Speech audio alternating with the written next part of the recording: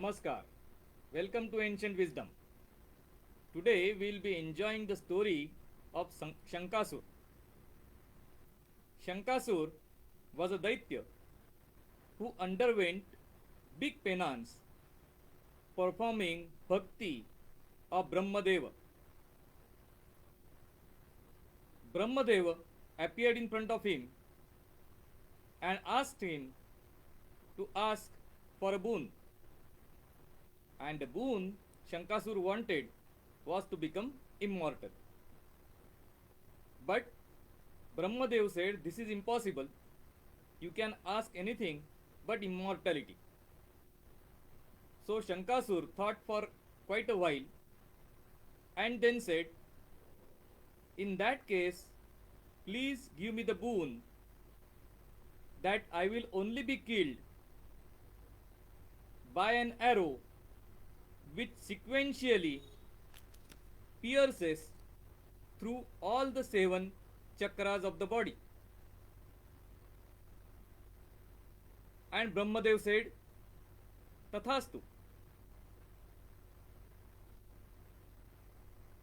And with that, Shankasura became next to immortal, because shooting such an arrow could be done only by Bhagwan Shankar.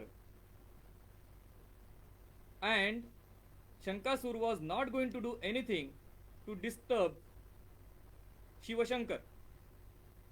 So there was no chance that he could be killed by anybody else, because nobody else was capable of shooting such an arrow. Now here we have to understand the significance of the 7 chakras which are in the body. Which are these chakras? The first one is the Muladhara chakra, which is at the base of spine. This gives us security and survival. Next comes is the Swadhisthana chakra, little bit above, about 4 fingers below the belly button, and this Swadhisthana chakra is governing our sense of enjoyment and joy. Next comes the Manipura chakra, which is at the solar plexus, which is just below the heart. This controls the digestion or sustainability. Then comes the Anahata chakra. Anahata means sound without any hitting, a divine sound. This is at the heart, and this controls the emotions. Then comes the Vishuddhi chakra, which is in the throat. This controls our emotions, our expressions, and emotions along with that. Then is the Ajna chakra or Ajna chakra, which is at the forehead between the 2 eyebrows, where the ladies, in general area where the ladies put their kumkum, or from where the gandha starts. This controls the wisdom and the power to see. And then comes the Sahasrara chakra, which is at the top of the head. So these are the 7 chakras. In case of a sannyasi, all the 7 chakras are active. The Kundalini lies at the bottom of Muladhara, and as the person improves in his spiritual journey, as he grows and develops, it keeps moving upwards through the various chakras. This is an internal movement. But these chakras, to be pierced by an arrow sequentially, is next to impossible. And that is why Shankasura was so sure that nobody can do it. And once he was sure of immortality, he started abusing that boon of immortality. We have already seen the 7 immortals, and we have also seen immortality can be bane or a boon. Anything can be used in two ways. And in the same way, whatever is given to you, whatever is a gift to you, that gift can be used, misused, or abused. And Shankasur here chose to abuse the gift, chose to abuse the boon that he had got. He went into all kinds of carnal enjoyment, physical enjoyment, material enjoyment on an ever increasing scale. He kept on changing the course of the rivers, flattened mountains, and deepened mines to cater to his desires. He wanted to get all the gold, all the silver, all the precious stones, all the jewels, everything to himself. All the good things of life he wanted to enjoy by himself and himself alone. And he would fight with anybody who he thought had anything of value that he wanted and get it for him. This was the journey of Shankasur. He polluted the seas, he polluted the sky, and he polluted the earth in this relentless pursuit of carnal enjoyment. Nobody knew what to do. And he was challenging the nature itself. By challenging in this way, he was also challenging the sustainability of the world. And this was the time when all the gods or Devata, they went to Brahmadev to ask what could be done. Brahmadev said he had given a boon, and this was the boon. They have to find a way around the boon.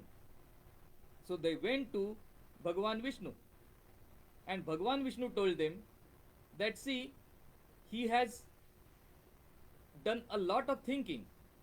He is never going to annoy Bhagavan Shankar. So you cannot go to Bhagavan Shankar to ask him to get rid of Shankasur.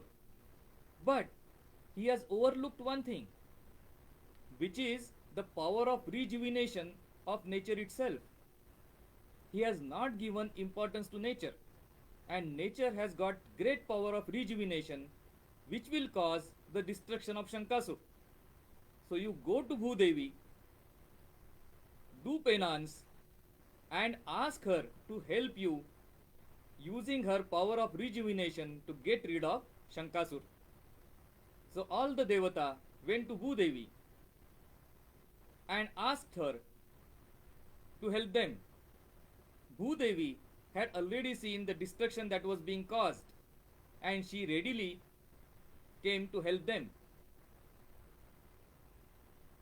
Shankasur suddenly saw two small bamboo shoots coming up from the soil.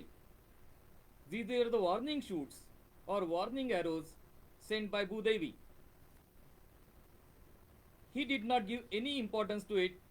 In fact, under the toe, he destroyed the two bamboo shoots. What can two bamboo shoots do? What can nature to do with him when he had this boon of immortality?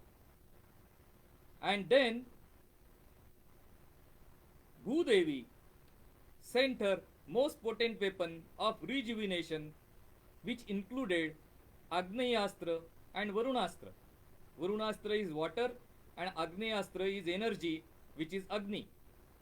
And bamboo shot up and pierced Shankasur, starting from Muladhar and just stopping short of Sahasrar.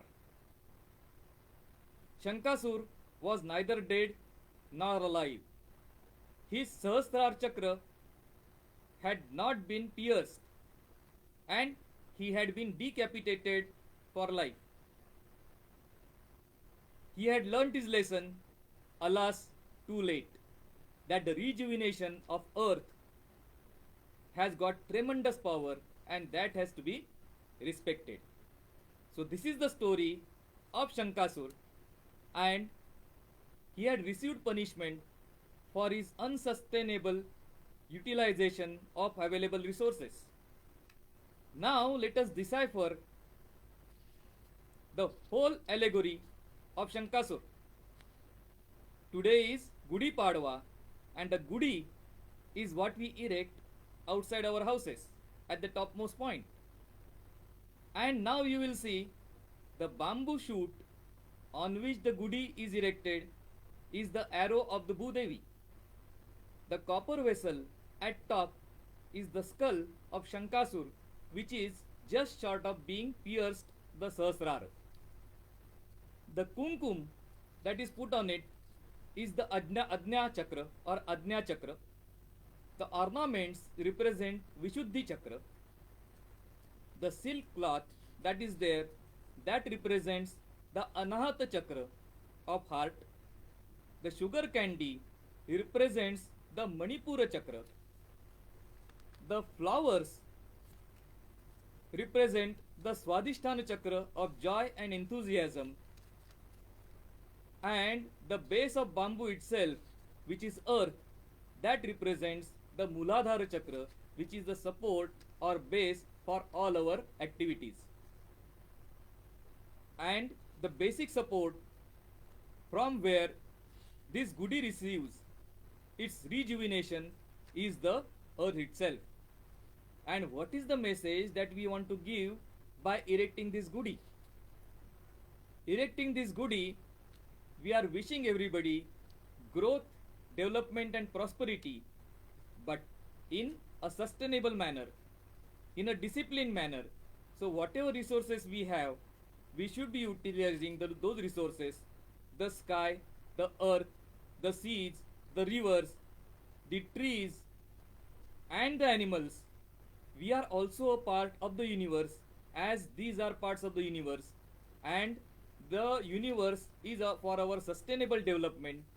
That is the message that is given from this story of Shankasura. We got to strive to make the earth a better place than what we entered it as, and a place where there is harmonious, sustainable development, growth and prosperity all around. Namaskar.